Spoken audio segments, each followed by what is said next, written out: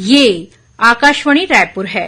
प्रादेशिक समाचार बुलेटिन के साथ मैं सुषमा श्रीवास।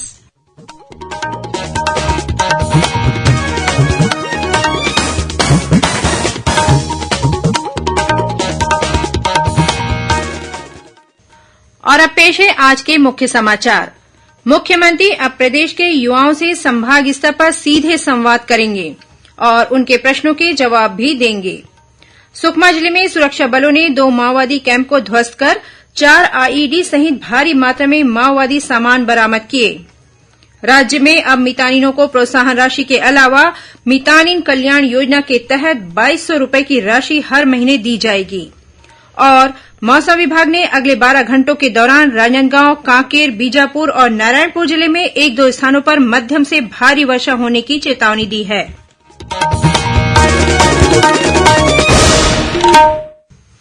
अब समाचार विस्तार से। मुख्यमंत्री भूपेश बघेल अब प्रदेश के युवाओं से संभाग स्तर पर सीधे संवाद करेंगे।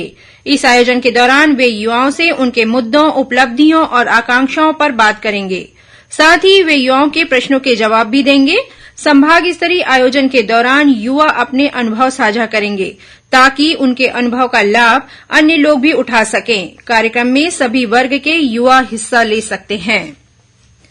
छत्तीसगढ़ के राज्यपाल विश्वभूषण हरिचंदन अपने ओडिशा प्रवास के दौरान खोरघा जिले में जनता हाईस्कूल कुहुदी के स्थापना दिवस समारोह में शामिल हुए।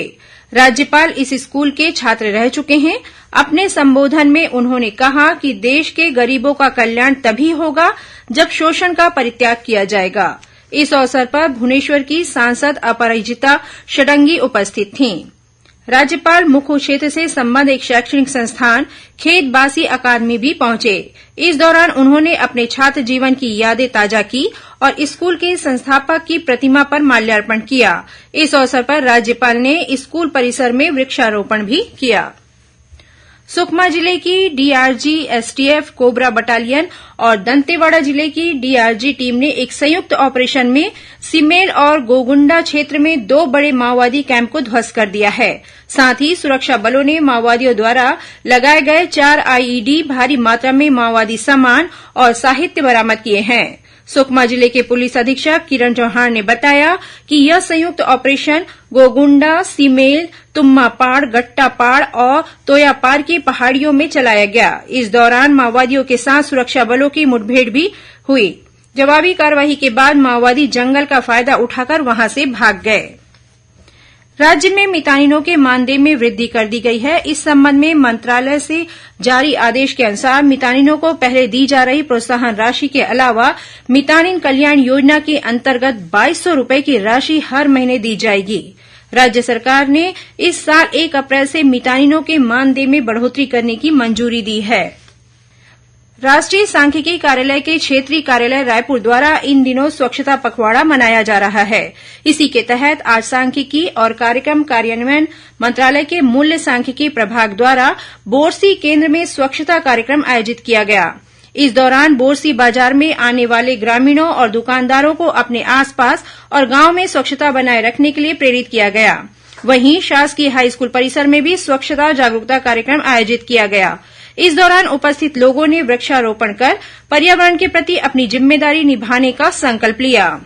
राष्ट्रीय सांख्यिकी कार्यालय के उप महानिदेशक रोशनलाल साहू ने कहा कि स्वच्छता पखवाड़े के दौरान स्वच्छता अभियान से संबंधित विभिन्न प्रकार के कार्यक्रम चलाए जा रहे हैं, जो 15 जुलाई तक जारी रहेंगे।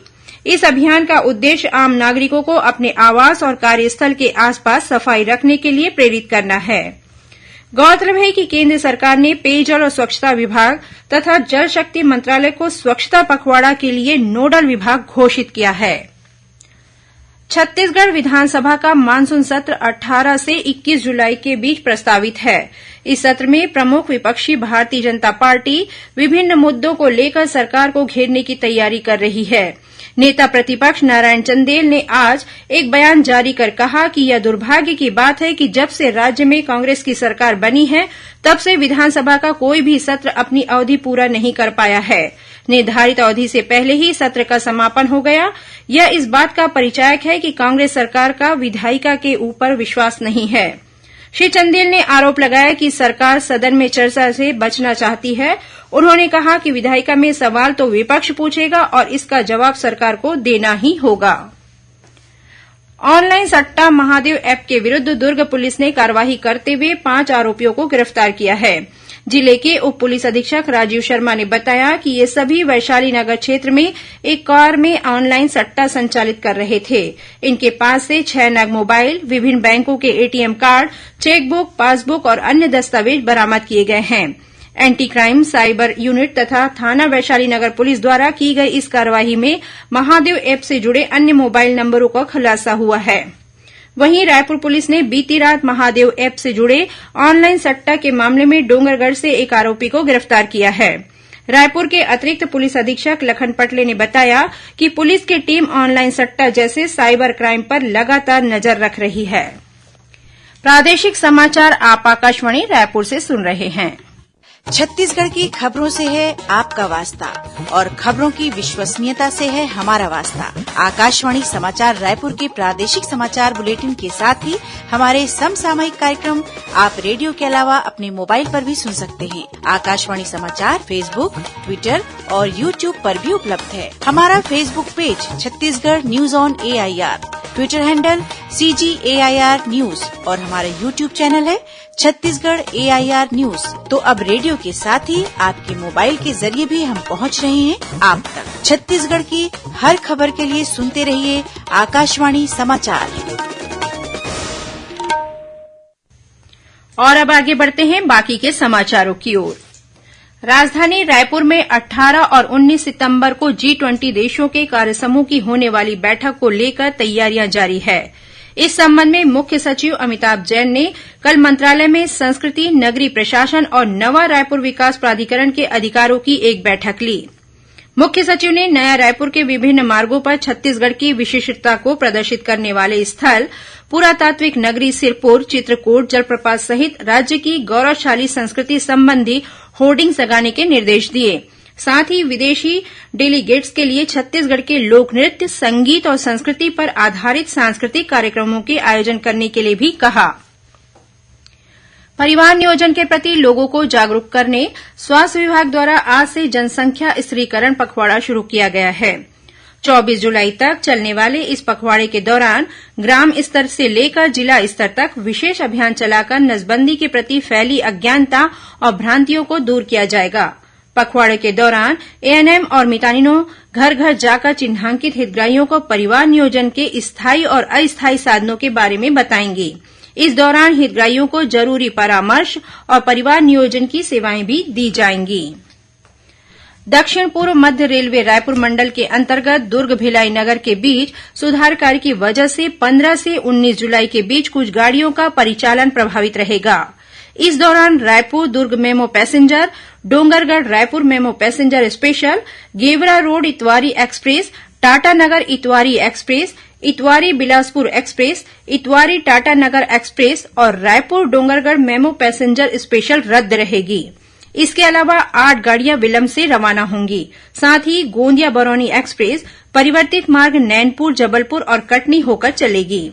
वहीं रायपुर रेल मंडल के अंतर्गत सरोना कुम्हारी स्टेशन के बीच परसदा फाटक में मरम्मत कार्य के कारण कल शाम 8 बजे से 14 जुलाई की शाम 8 बजे तक सड़क यातायात बंद रहेगा। छत्तीसगढ़ में नशा मुक्ति के लिए व्यापक स्तर पर जन जागरूकता अभियान चलाया जाएगा। समाज कल्याण विभाग ने इसके लिए तैयारी शुरू कर दी है। नशा मुक्ति अभियान के लिए तैयार प्रारूप में संशोधन और सुझाव के लिए आज रायपुर में एक बैठक हुई। बैठक में उपस्थित प्रतिनिधियों ने नशा मुक्ति अभियान के लिए सरकारी और गैर सरकारी स्वयंसेवी और सामाजिक संस्थाओं से सहयोग लेने पर जोर दिया। साथ ही स्कूलों, कॉलेजों और पारा मोहल्ला में नशा मुक्ति अभियान चलाए जाने पर जोर दिया गया। वहीं छात्रों को जागरूक करने के लिए स्कूल से लेकर कॉलेज स्तर तक कविता, लेखन, भाषण जैसी प्रतियोगिताएं और सेमिनार आयोजित किए जाने का निर्णय लिया गया। स्वच्छ वातावरण और वृक्षारोपण के प्रति लोगों को प्रोत्साहित करने के उद्देश्य से वन विभाग द्वारा इस समय राज्य भर में पौधा तुहर द्वार योजना चलाई जा रही है। इस योजना के तहत रायपुर जिले में भी नगर निगम द्वारा घर घर निःशुल्क पौधा दिया जाएगा। इसके लिए एक व्हाट्सएप नंबर 7 587017614 भी जारी किया गया है, जिसके माध्यम से लोग मैसेज भेजकर किसी भी प्रजाति के 5 पौधे अपने घर, कार्यालय या फिर फैक्ट्री के पते पर मंगवा सकते हैं।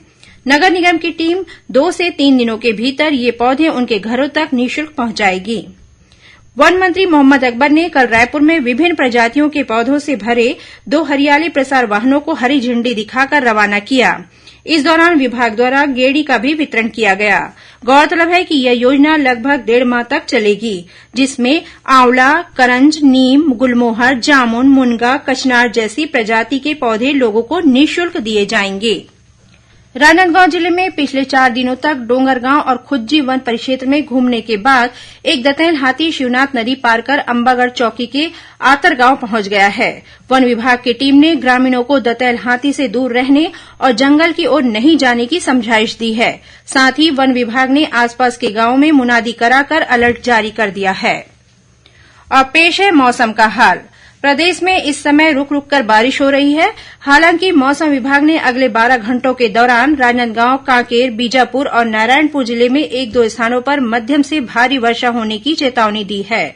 इस बीच राजनांदगांव जिले के वन क्षेत्रों में हो रही बारिश के कारण जलाशयों का जलस्तर बढ़ गया है।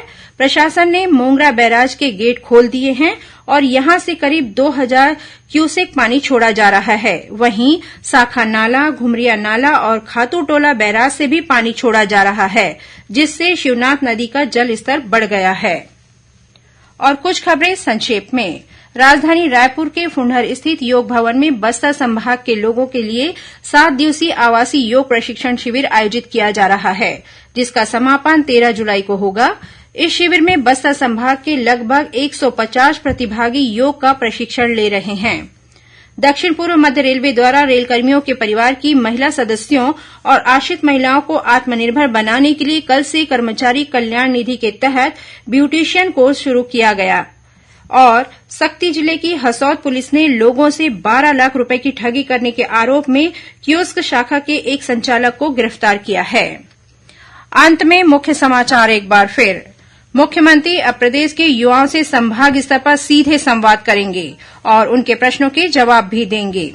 सुकमा जिले में सुरक्षा बलों ने 2 माओवादी कैंप को ध्वस्त कर 4 आईईडी सहित भारी मात्रा में माओवादी सामान बरामद किए। राज्य में अब मितानिनों को प्रोत्साहन राशि के अलावा मितानिन कल्याण योजना के तहत 2200 रुपए की राशि हर महीने दी जाएगी। और मौसम विभाग ने अगले 12 घंटों के दौरान राजनांदगांव, कांकेर, बीजापुर और नारायणपुर जिले में 1-2 स्थानों पर मध्यम से भारी वर्षा होने की चेतावनी दी है। इसी के साथ प्रादेशिक समाचार बुलेटिन समाप्त हुआ। नमस्कार।